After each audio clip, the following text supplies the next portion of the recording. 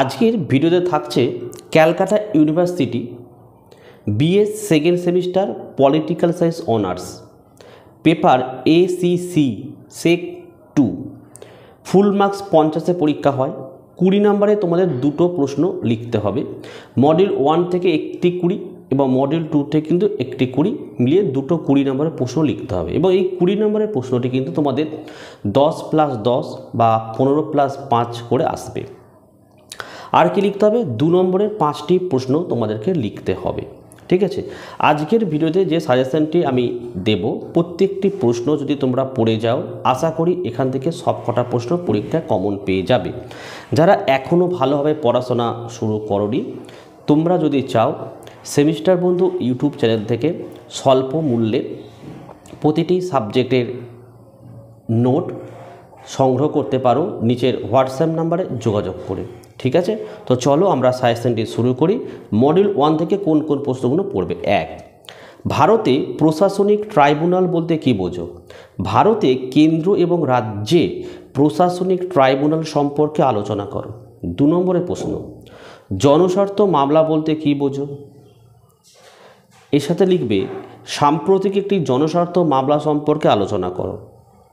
3, ভারতে বিচার বিভাগীয় সক্রিয়তা সম্পর্কে আলোচনা করো। 4, লেকজারি বা রিট বলতে কী বোঝো? ভারতীয় সংবিধানে বর্ণিত সুপ্রিম কোর্ট বা হাইকোর্টের বিভিন্ন প্রকার লেকজারি পদ্ধতি আলোচনা করো। 5 প্রশ্ন, জনস্বার্থ মামলা দায়ের করার প্রক্রিয়াটি আলোচনা করো। 6, রাজনৈতিক দলত্যাগ বলতে কী বোঝো?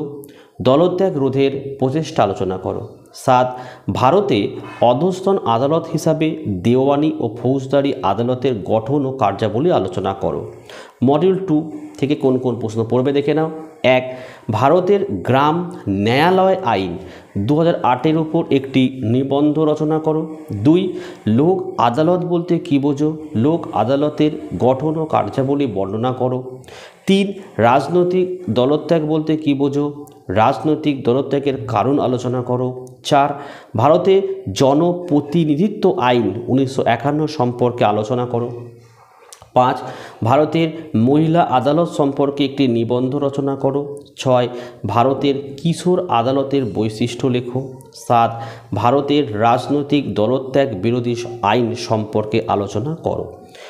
এই সাজেশনের প্রত্যেকটি প্রশ্নের উত্তর এবং 2 নম্বরের প্রশ্নের উত্তর যদি তোমাদের কারোর দরকার লাগে পিডিএফ নোট আকারে স্বল্প মূল্যে নিজের হোয়াটসঅ্যাপ নাম্বারে যোগাযোগ করে তোমার নোটটি সংগ্রহ করতে পারো।